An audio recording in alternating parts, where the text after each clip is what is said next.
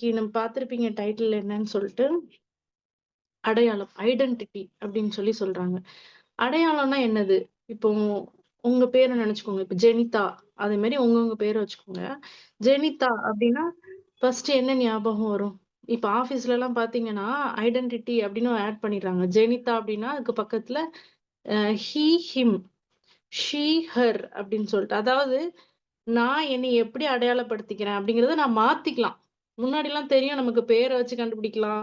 பேசுறத வச்சு இது பொண்ணு, பையன்னு கண்டுபிடிச்சிடலாம். இப்போ இந்த எல்ஜிபிடிக்யூ மூவ்மென்ட்க்கு அப்புறமா என்ன பண்ணிடுறாங்க அப்படின்னா, நான் பொண்ணு தான் ஆக்சுவலி அப்படிதானே. ஆனா நான் வந்து என்ன பையன்னு அடையாளப்படுத்திக்கலாமா. ஹி, ஹிம் அப்படின்னு நான் போட்டேன்னா, என்னைய வந்து பையனாவே கன்சிடர் பண்ணுவாங்க அப்படின்ற மாரி ஒரு என்னென்னவோ நடந்துட்டு இருக்குது. சரி நம்ம இப்ப அதுக்குள்ளலாம் போக போறதில்ல. ஒவ்வொருத்தருக்கும் ஒவ்வொரு அடையாளம் இருக்கு இல்லையா?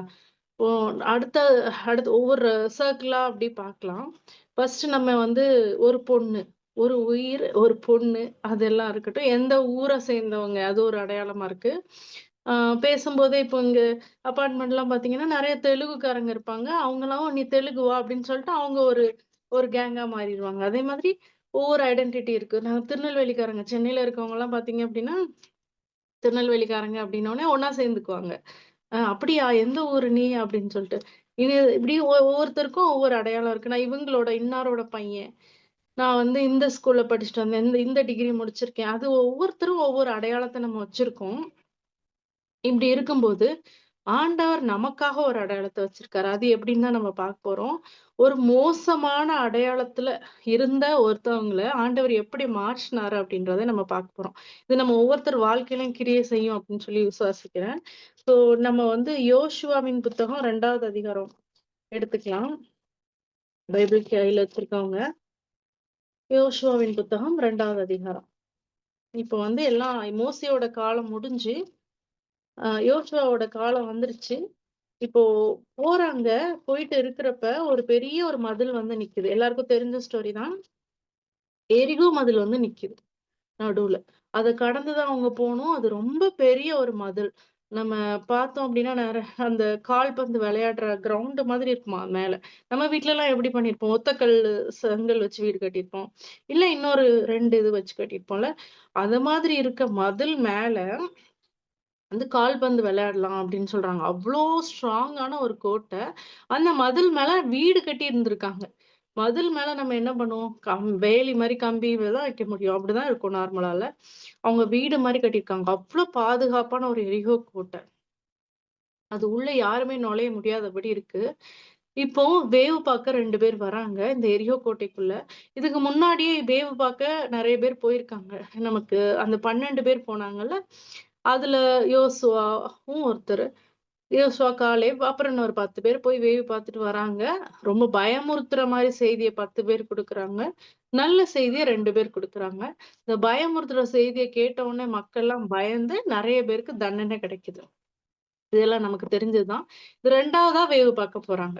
எப்படி இருக்குது? என்ன ஏதுன்னு சொல்லி எதுவுமே தெரியாதுல்ல எரிகோவ. அவங்க போய் பார்த்துட்டு வந்துட்டு, இந்த மாரி நம்ம பண்ணலாம். இந்த மக்கள் இப்படி இருக்காங்க. அப்படின்னு சொல்லி ஒரு இன்ஃபர்மேஷனுக்காக 2 பேர் அனுப்புறாங்க வேவு பார்க்கறதுக்கு. இப்போ பைபிள் இருந்தா எடுத்து படிச்சுக்கலாம். என்ன ஆகுது அப்படின்னா, 2 மனுஷர ரகசியமா வேவு பார்க்கும்படி அனுப்புறாங்க. நீங்க வந்து எரிகோவையும், தேசத்தையும் பார்த்துட்டு வாங்க அப்படின்னு சொல்லி அனுப்புறாங்க. அவங்க என்ன பண்றாங்க அப்படின்னு பார்த்தோம்னா, ஃபர்ஸ்ட் வசனத்துல இருக்கு. அவர்கள் போய் ராகாப் என்னும் பெயர் கொண்ட வேசியின் வீட்டுக்குள் பிரவேசித்து அங்கு தங்கினார்கள். அப்படின்னு சொல்லி போட்டிருக்கு. இந்த ராகாப்ன்ற வேசி கிட்டத்தட்ட அந்த வாசல் கிட்ட இருக்கா. யாராவது வந்தா அவ வீட்டுக்கு போவாங்க. அந்த மாதிரி ஒரு சிச்சுவேஷன்ல இருக்கா. எவ்வளவு ஒரு மோசமான ஒரு சிச்சுவேஷன் பாருங்க. ஒரு அவளுக்குன்னு ஒரு வீடு கிடையாது.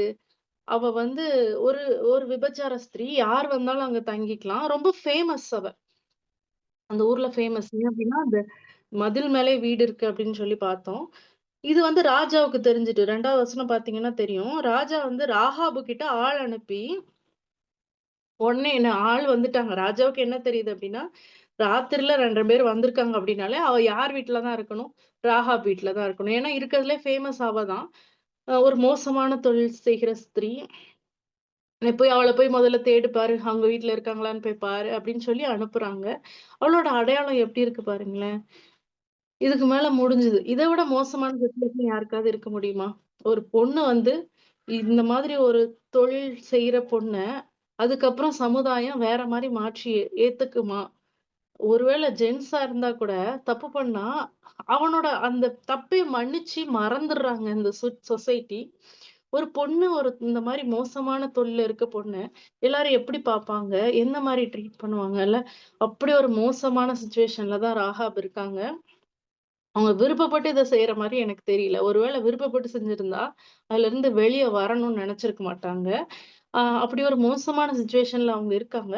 இப்போ வந்து தேடி வராங்க. 2 பேர் வந்தாங்களே, எங்க அப்படின்னு சொல்லி தேடி வராங்க. நம்ம 6வது வசனம் பார்த்தீங்க அப்படின்னா, அவ என்ன பண்ணிட்டா, வீட்டு மேல ஏறி, வீட்டு மேல பரப்பப்பட்ட சணல் தட்டைகளுக்குள்ள பயங்கர ஐடியா இல்ல. வந்தா வெளிய போயிட்டாங்கன்னு சொல்லிரணும். ஏன்னா, வீட்ல வந்து செக் பண்ணா மாட்டிக்க கூடாது. வெளிய அனுப்பிச்சுட்டாலும் மாட்டிக்குவாங்க. தேடி பிடிச்சு கண்டுபிடிச்சுருவாங்க.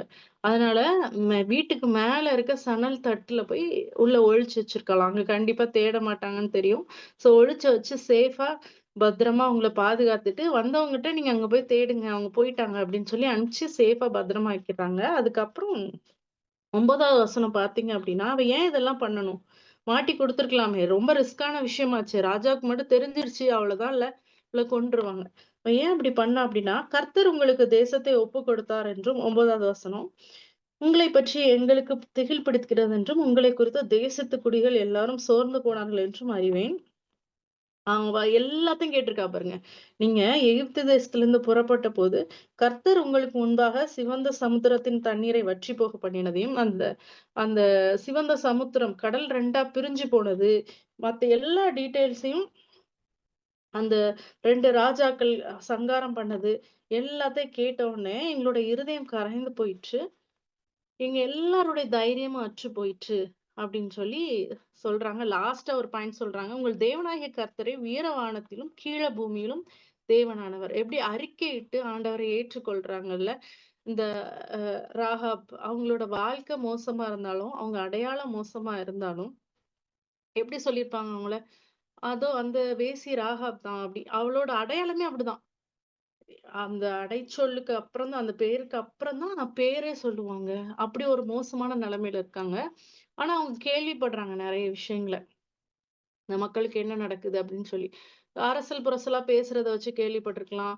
இல்ல அவகிட்ட வர்ற மனுஷங்க, ஒவ்வொரு இடத்துல இருந்து வர மனுஷங்கள் வாசல்லே தான் வீட வச்சுட்டு இருக்காளே இவ. ஒவ்வொரு வேற இடங்கள்ல இருந்து வர மனுஷங்கள்ட்ட பேசுறதுனாலயும், அவங்க கிட்ட பழகுறதுனால இந்த மாரி டீட்டெயில்ஸ் சேகரிச்சு, அவளோட ஃபோக்கஸ் எங்க இருக்குன்னு பாருங்க. அவளோட நோக்கம் எங்க இருக்குன்னு பாருங்க. ஆண்டவர பிடிச்சுக்கிட்டா. ஆ கர்த்தரே உயர வானத்திலும், கீழ பூமியிலும் தேவனானவர் அப்படின்னு சொல்லிட்டு அவர பிடிச்சுக்கிட்டா. அதுக்கப்புறம் அவங்க வந்து எங்கள காப்பாத்தணும் எங்க குடும்பத்த அப்படின்னு சொல்லிட்டு அவ இத பண்ணணுன்ற அவசியம் இல்ல. ஒருவேள அவ மனசுல அழுக்கு இருந்துச்சு அப்டின்னா, இதெல்லாம் அவ பண்ணணும்னு அவசியம் இல்ல. அப்படியே அந்த ஃப்ளோலயே போயிட்டு இருந்திருப்பா. ஆனா அவ குடும்பத்த காப்பாத்தணும் அப்டின்னு நெனைக்கிறா. அந்த ரெட் கலர் நூல கட்டி விடுறா. கோவிட் பேண்டமிக்லாம் இப்ப தான் நம்ம கேள்விப்படுறோம். வீட்டுக்குள்ள அடைஞ்சு கிடக்குறோம். அப்போ வந்து அவங்க தெளிவா சொல்லிட்டாங்க. யாரும் உன்ன சேர்ந்தவங்க யாருமே வெளிய வரக்கூடாது அப்படின்னு சொல்ட்டாங்க. எவ்வளோ நாளுன்னு தெரியல. எவ்வளோ நாள் வீட்டுக்குள்ள அடைஞ்சிருந்தாங்கன்னு தெரியல. நம்ம பார்த்தோம்னா தெரியும். அந்த மனுஷங்க அப்படியெல்லாம் சுத்தி, சுத்தி, சுத்தி போய் அங்க போயிட்டு விருத்த சேதனம் பண்றாங்க. யோர்தான கடக்குறாங்க. எரிகோ கிட்ட வராங்க. எரிகோல வந்து 7 நாள் சுத்துறாங்கல்ல. எவ்வளோ நாள் நமக்கு தெரியல. மினிமம் 10 நாளாவது இருக்கும்ல. உள்ள அவங்க வந்து எப்படியாவது அவங்கள மீட்டுக்குவாங்க அப்படின்னு சொல்லி விசுவாசத்தோட காத்திருக்கா. அதுக்கப்புறம் நடந்த நிகழ்ச்சி நமக்கு தெரியும். எல்லாரும் 7 நாள் அந்த எரிகோவ சுத்தி எக்காளத்த ஊதுறாங்க. இந்த 7வது நாள்ல எரிகோ விழுது. ராகாபையும் அவ குடும்பத்தையும் பத்திரமா காப்பாத்திட்டாங்க. ஸோ அவளோட அடையாளம் எப்படி மாறுதுன்னு நீங்க பாருங்க. மத்தேயு எடுத்துக்கலாம்.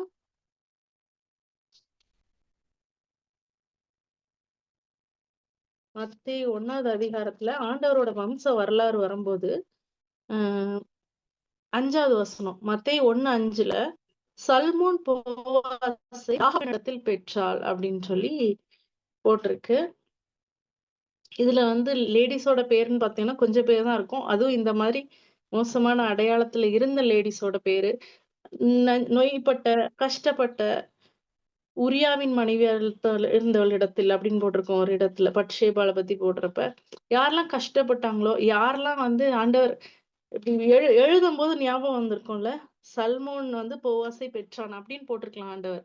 ஆனா ஆண்டவர் என்ன சொல்றாரு? சல்மோன் போவாசை ராகாபினிடத்தில் பெற்றார். இந்த இடத்துல ராகாப ஹைலைட் பண்றாங்க.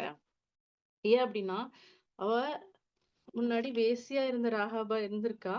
இங்க வந்து ஆண்டவரோட வம்ச வரலாறுல வந்து ராகாபா ஆண்டவர் வந்து அவளோட அடையாளத்த முற்றிலுமா மாற்றிட்டாரு.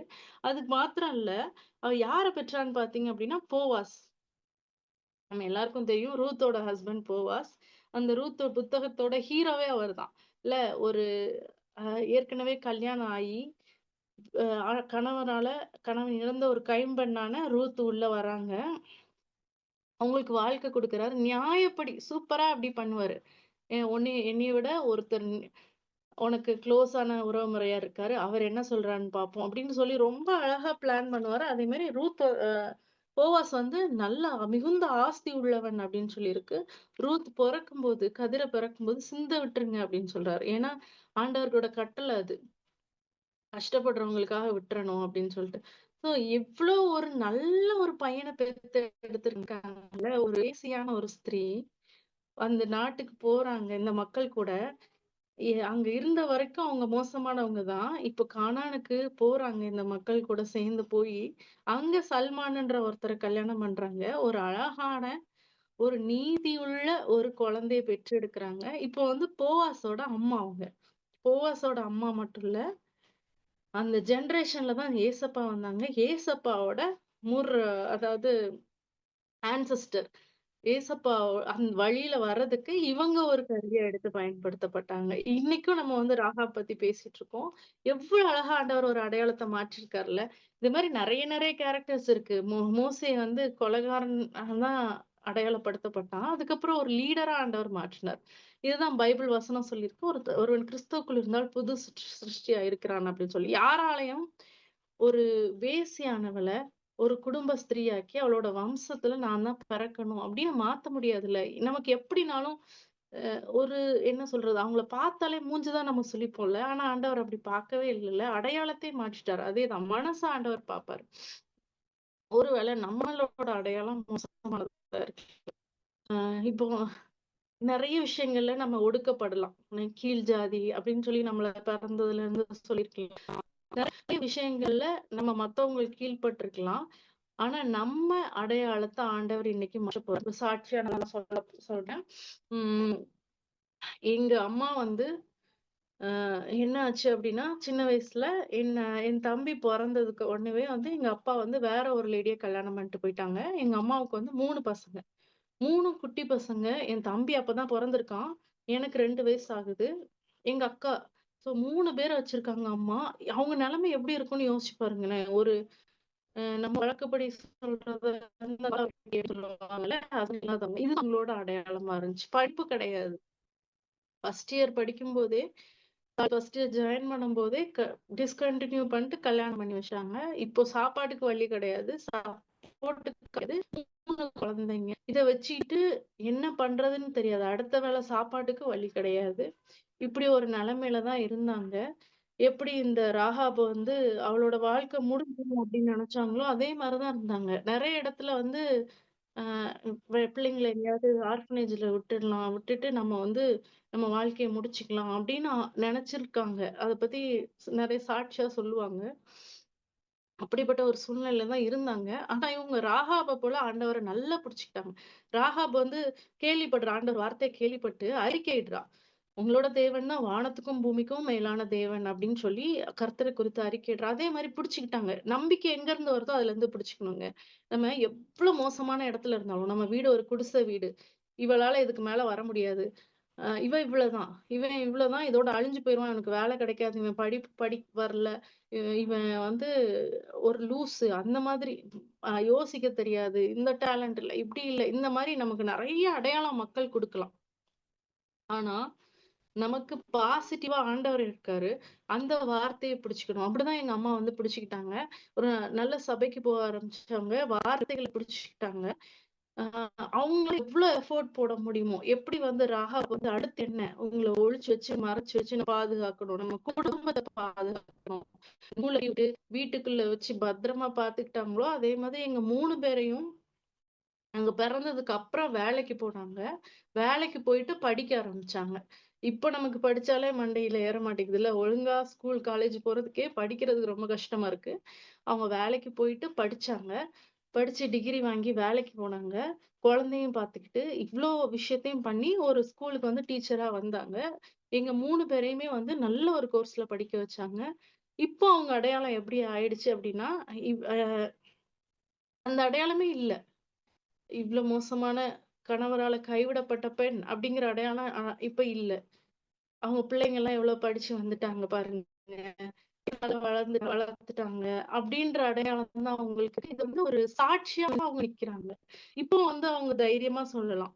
அவங்க முன்னாடி வந்து அவங்க அடையாளத்த சொல்றதுக்கு வெட்கப்பட்டுருக்கலாம். எல்லார்கிட்டயும் போறப்ப இவங்க இப்படி பண்ணிருவாங்களோ, இப்படி பேசுவாங்களோ, தப்பா நினைப்பாங்களோ அப்படின்னு நெறைய பயம் இருக்கலாம். ஆனா இப்ப வந்து என் கணவர் விட்டுட்டு போயிட்டாரு. ஆனா நான் ஆண்டவர பிடிச்சுட்டு அடையாளத்த மாத்தலாம். இதே தான் எங்களோட வாழ்க்கையிலும். சின்ன வயசுல அப்படின்னு சொல்லி பயமா இருக்கும் எனக்கு. கால்லாம் போறப்ப, எல்லாரும் என்ன நினைப்பாங்க? அப்பா இருக்காங்கன்னா என்னன்னு சொல்லணும்? அப்படின்னு ரொம்ப கன்ஃப்யூஷனா இருக்கும் எனக்கு. ஆனா ஆண்டவர் ரொம்ப நல்லவர்ல. நான் என்னோட அடையாளமா ஆண்டவர எடுத்துக்கிட்டேன். அ எனக்கு அப்பா இல்லாதத நெனச்சு சில நாட்கள்ல நான் சந்தோஷப்பட ஆரம்பிச்சுட்டேன். ஏன்னா, அப்பான்னு நான் கூப்பிட்ட உடனே ஆண்டவர் என்கிட்ட பேச ஆரம்பிச்சாரு. அப்போ வந்து என்னோட அடையாளம் ஆண்டவர்கிட்ட இருக்கு அப்படிங்கிறத நான் புரிஞ்சுக்கிட்டேன். அதுக்கப்புறம் எனக்கு அது வந்து குறையா தெரியல. ஆண்டவர் எல்லா நன்மைகளையும் செஞ்சாரு. அப்புறம் என்ன ஆகப்போகுது அப்படின்னோனே நான் இன்விடேஷன்ல எங்க அம்மாகிட்ட தைரியமா சொன்னேன். உங்க பேர் மட்டும் போடுங்க அப்படின்னு சொல்லிட்டு. இப்போ வந்து யாராவது பேசினாலும் அவங்களுக்கு தெரியும். ஆமா, அப்பாவோட சப்போர்ட் இல்லாம இவ்ளோ படிச்சு பொண்ணு வந்துருக்கா. இவ்ளோ நல்லா வளர்த்துட்டோம்னு தான் சொல்லுவாங்களே தவிர, அத மாற்றிருவாங்களே தவிர அப்பா பேர் போடாம இன்விடேஷன் போட்டிருக்காங்க. இது என்ன ஃபேமிலி? அந்த மாரி நெனைக்க மாட்டாங்க. ஏன்னா, ஆண்டவர பிடிச்சுக்கிட்டு இப்படிதான் ஆண்டவர் வாழ்க்கை எல்லாமே செய்வாரு. இத நான் சாட்சியா உங்க ஒவ்வொருத்தருக்கும் சொல்றேன். ஒருவேள நீங்க ஒடுக்கப்பட்ட நேரத்துல வேலையில இருக்கலாம். ஆண்டவர கெட்டியா பிடிச்சுக்கோங்க. ஒரு வசனம் உங்களுக்கு இருக்கும்ல. ஆண்டவர் குடுத்திருப்பார்ல. ஒரு வாக்குத்தத்தம் இருக்கும்ல. எப்ப பிரச்சனை வந்தாலும் அந்த ஒரு வாக்குத்தத்தம் நம்ம கண்ணு முன்னாடி நிக்கும். நான் உன்னோட இருப்பேன். நான் உனக்காக யுத்தம் பண்ணுவேன். அப்படி ஏதாவது ஒரு வார்த்தை அவர் திரும்ப திரும்ப நம்மட்ட பேசுவார்ல. அந்த ஒண்ண மட்டும் பிடிச்சுக்கலாம். எப்படி ராகாப் வந்து ஆண்டவர் அறிக்கையிட்டாலோ, அந்த அறிக்கையிட்டா நம்ம இந்த சிச்சுவேஷன்ல இருக்க போறது. நம்ம அடையாளத்த ஆண்டவர் மாற்றப் போறார். இப்போ நம்ம வியாதியில இருப்போம். ஜெனிதா அப்படின்னா, அவ பலவீனமானவ. அ எப்ப பாரு ஆஃபீஸ் போறோம் அப்படின்னா, உடம்பு சரியில்ல போட்டுருவா. இப்படிதான் அவ இருப்பா. என் அடையாளம் இருக்குது. இத வந்து 6 மாசம் நான் விசுவாசிக்கிறேன். அதுக்கு என்னோட எஃபோர்ட்ட போடணும். என் உடம்ப சரி பண்றதுக்கு எஃபோர்ட்டையும் என்னோட ஃபோக்கஸ் அங்க இருக்கணும். அப்படி என் வாழ்க்கைய நான் அடையாளத்த மாற்றணும்னு நினைக்கிறேன். உங்க அடையாளத்த மாற்றணும்னு நினைச்சீங்கன்னா, ஸ்டெப் பண்ணி எடுக்க போறோம்.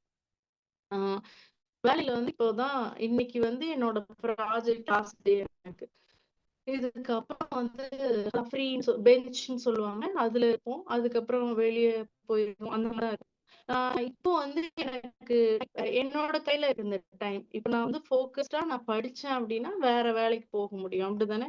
இதே மாதிரி உங்க ஒவ்வொருத்தருக்கும் ஒவ்வொன்னு இருக்கு. அ அத வந்து இப்ப அடுத்த லெவலுக்கு நம்ம போணும். ராஹா போல நம்ம அடையாளத்த மாற்றணும் அப்டின்னா, நம்ம உட்கார்ந்துட்டு அது அது இப்ப வந்து ஒரு 6 மாசம் ஆகும். அடையாளம் மாறுமா? என் சரீரம் ஆரோக்கியமா மாறுமா? எனக்கு வேற வேற வேலை கிடைக்குமா? அப்படின்னு கேட்டீங்கன்னா, இல்ல. நான் வந்து முயற்சி எடுக்கணும். ராகாப போல அந்த மோசமான சூழ்நிலையில வெளிய எடுக்கணும். என்ன பண்ணணும் அப்படிங்கிறத யோசிச்சு பிளான் பண்ணி அவங்க குடும்பத்த காப்பாத்துன மாரி, என்னோட குடும்பத்துக்காக ஆண்டவரோட இந்த அவங்க தூதர்கள அவங்க பார்க்க வந்த வேவுக்காரர்கள் இருக்காங்கல்ல, அவங்கள எப்படி பாதுகாக்க நினைச்சாலோ, அதுக்கேத்த பிளான் பண்ணி நான் கரெக்ட்டா பண்ணேன்னா மட்டும் தான் என்னோட அடையாளத்த மாற்ற முடியும். நீங்க ஒவ்வொருத்தரும் உங்களோட அடையாளம் மாறும். மாறுனதுக்கு அப்புறமா உங்க அடையாளம் எப்படின்னா, ஒரு சாட்சியா மாறிடும். யாக்கோபு 2:25 எடுத்துக்கலாம்.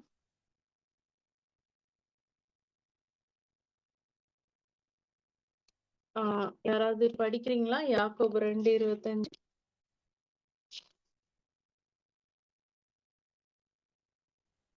அந்தபடி ராகாப் என்னும் வேசியும் தூதர்களை ஏற்றுக்கொண்டு வேறு வழியாய் அனுப்பிவிட்ட போது கிரியைகளினாலே அல்லவோ நீதியுள்ளவள் ஆக்கப்பட்டாள். இப்ப மறுபடியும் வேசின்னு அவளை வேசியோட சாட்சியா சொல்றாங்க. அவ அப்படி இருந்தா, ஆனா அவளோட கிரியையினால அவ நீதிமானாகட்டாள் அப்படின்னு சொல்லி சாட்சி. அது நம்மளோட அடையாளம் வந்து ஒரு சாட்சி. நான் இலவசமான ஒரு பேக்ரவுண்ட் உள்ள இவ்வளவு மோசமான ஒரு ஏழையான குடும்பத்துல நான் பிறந்தேன் அப்படின்னு இப்ப சொல்றதுக்கு ஒருவேளை நமக்கு வெக்கமா இருக்கலாம். நம்ம கிரியையினால நம்ம நீதிமான்கள் ஆக்கப்படும் போது நம்ம கீழே பண்ற ஒரு ஆகாப் மாதிரி நம்மளோட வாழ்க்கை ஒரு நாள் மாறும். அப்படி மாறும்போது நம்ம சொல்லுவோம், நான் இப்படிப்பட்ட வீட்டுலதான் நான் இருந்தேன், எனக்கு சாப்பாடு கூட கஷ்டமா இருந்துச்சு, இதுதான் என்னோட அடையாளமா இருந்துச்சு அப்படின்னு நம்ம சொல்றப்போ அது ஒரு சாட்சியா இருக்கும். எப்படி வந்து ராகாபுக்கு அது ஒரு சாட்சியா இருந்துச்சோ அதே மாதிரி நம்மளோட வாழ்க்கையோட போறாரு. நம்ம ஒரு சில விஷயங்களை பண்ண போறோம். ஆண்டவரோட வாக்குத்தத்தத்தை பிடிச்சு கொள்ள போறோம். ஆண்டவர் வந்து அறிக்கையிட போறோம் நம்ம வாழ்க்கையில. அதுக்கான எஃபோர்ட் போட போறோம். கிரியைகளை செய்ய போறோம். எப்படி ஒழிச்சு வச்சு தைரியமா ஒரு முடிவு எடுத்து அவளோட குடும்பத்துக்காக நின்னாங்களோ ராகாப், அதே மாதிரி நம்ம ஒவ்வொருத்தரும் நிக்க போறோம். கர்த்தர் தாமே நம்ம ஒவ்வொருத்தரையும் ஆசீர்வதிப்பாராக.